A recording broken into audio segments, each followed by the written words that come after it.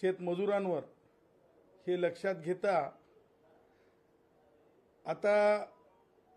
Precautionary major स्वरूपाच्या गोष्टी लक्षात घेणं आवश्यक आहेत। महाराष्ट्राच्या सन्माननीय सरकारने महाराष्ट्राचे मुख्यमंत्री देवेंद्रजी यांनाही विनंती करेल, महाराष्ट्राचे दोन्ही माननीय उपमुख्यमंत्र्यांना मी विनंती करेल, आपत्ती व्यवस्थापन मंत्री गिरीशभाई महाजन यांनाही विनंती करेल, त्याचबरोबर बावनकुळे साहेबांना मंत्री महोदयांना देखील मी विनंती करेल की जे शेती खरेदीच्या बाबतीमध्ये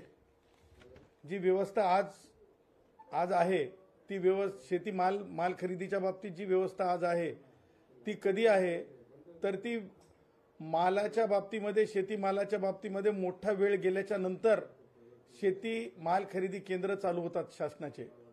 आमचं असं म्हणणं आहे की हे जे शेतीमाल खरेदी केंद्र जे आहेत हे अगोदर तशा प्रकारचं व्यवस्थापन करावं, म्हणजे वेळ निघून गेल्याच्या नंतर तसं न करता जे आहे वेळेमध्ये होण्यासाठी शेतीमाल खरेदी केंद्र चालू करण्यात यावेत। त्याचबरोबर